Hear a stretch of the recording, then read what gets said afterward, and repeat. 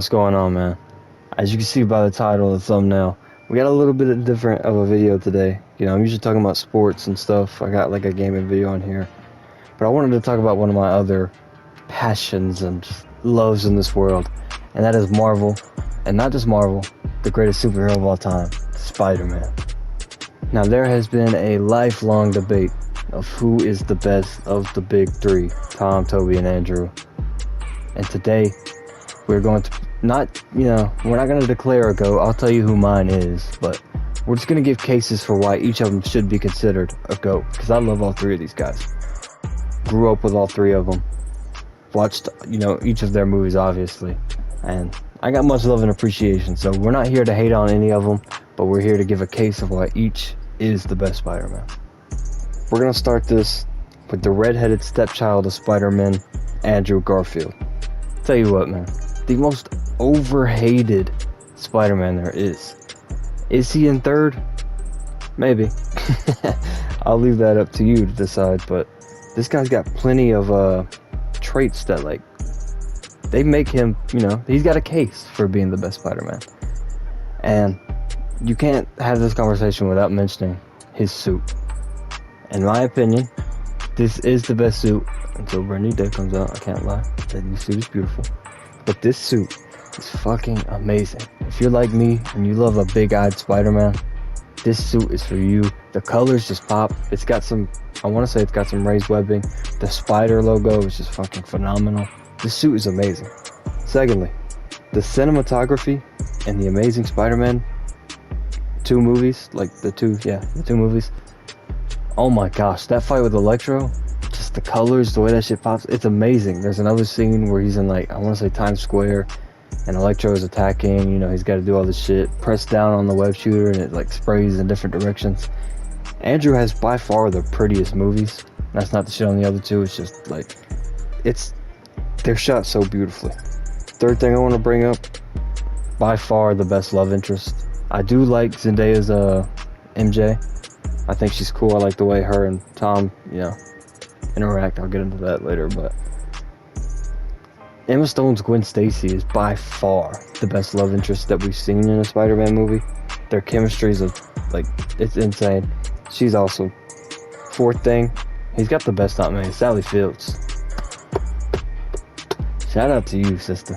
You fucking killed that. Every scene that she gets emotional in is that shit just grabs you, man. You think she loves Andrew Garfield the way we do. It's fucking crazy, man. He's got the best Aunt May. He's got the best soundtrack, except the, I don't know what that song's called. I'll put a picture of it on the screen. That shit is ass. I know people love that scene. The scene's cool, the song's dog shit, but he's got the best soundtrack. That theme.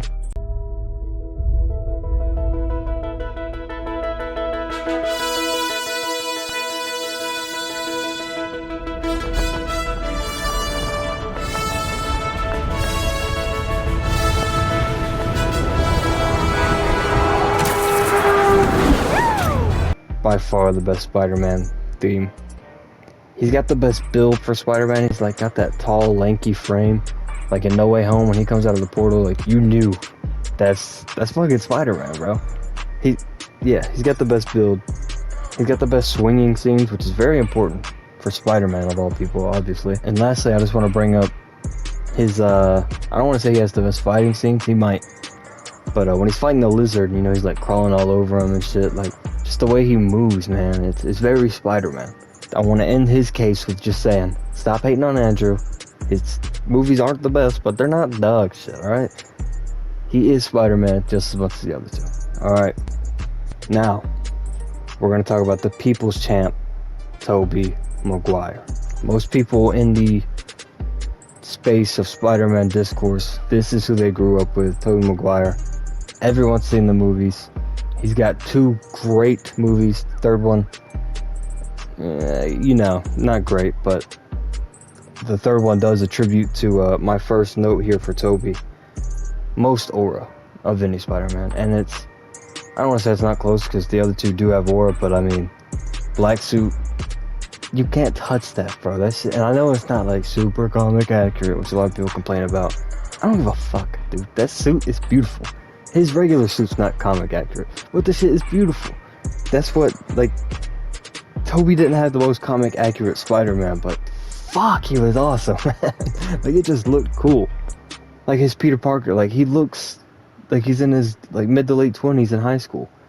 But he is awkward, and, like, you know what I'm saying? Like, it didn't look like the Spider-Man comics, but it looked right. Like, it looked good. And although the suit didn't look comic accurate, it's still the coolest. Like, it's not the best suit, in my opinion, but it's the coolest. It looks awesome as fuck. The eye lenses are so unique, and, like, it's just a badass suit.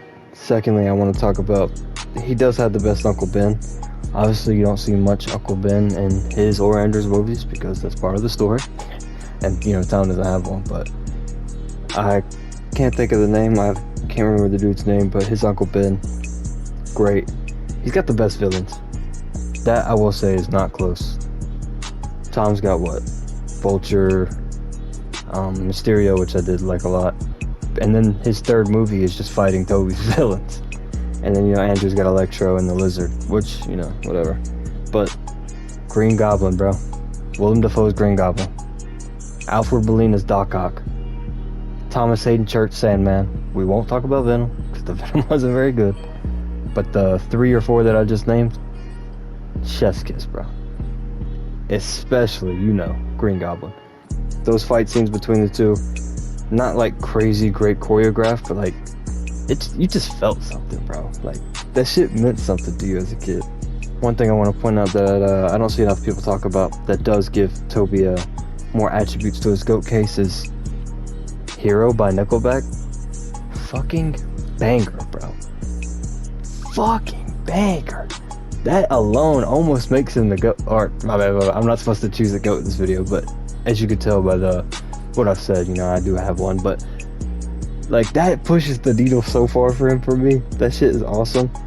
I will just list off a couple of things real quick that, you know, give him GOAT points, but we got Macho Man Randy Savage. The fact that he's in the movie, you know, he's like, you ain't going nowhere. I got you for 3 minutes. Hey, Freak Show! You're going nowhere. I got you for 3 minutes. Fucking awesome. He's got James Franco. I love James Franco. I know he did a thing or two, you know. Not talking about that side of James Franco, but as an actor, fucking love James Franco. And like I said earlier, the symbiote suit.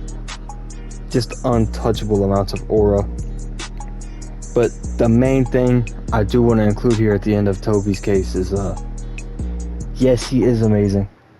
2 out of the 3 movies are amazing. Damn near perfection. Maybe perfection.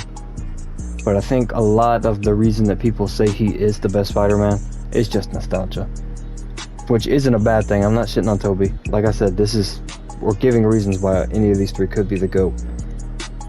But I think that is the biggest reason that people pick Tobey. But nonetheless, this dude is a GOAT for sure. And he also is Spider-Man.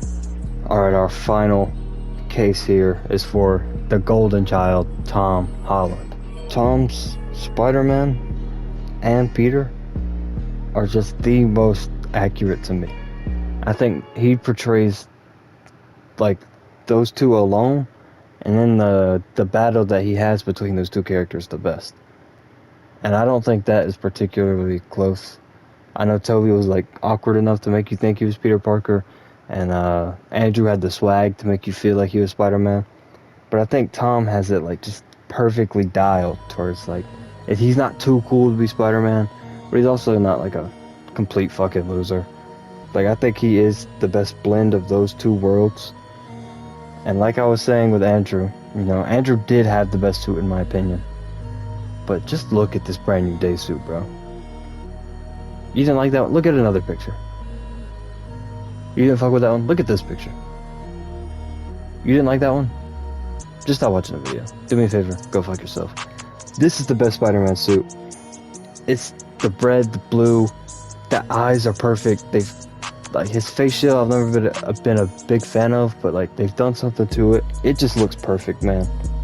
He's got the best quips in my opinion. You know, when he's fighting, he's talking to the guy. I know a lot of people think Andrew does. I think Andrew, he goes a little too far with it. I think Tom is he's just got the best of both worlds, man, and that's very important to me. But the main thing I want to bring up for Tom's case is he has by far the best spider sense. And it starts in Far From Home, and he just takes it to a whole new level in No Way Home when he senses the personality switch in the Green Goblin. That's something that, like, it feels like it couldn't have even been fathomed in the other two movies, like, them doing that.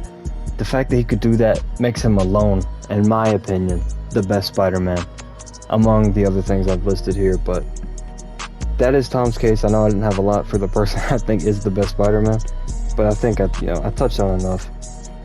But like I said, this is not tearing down any of the three. Love all of these three. They are Spider-Man in my eyes, all three of them. But let me know what you think in the comments. Who's your GOAT? Who's the worst? Just let me know what you think, and I appreciate you guys watching. Thank you.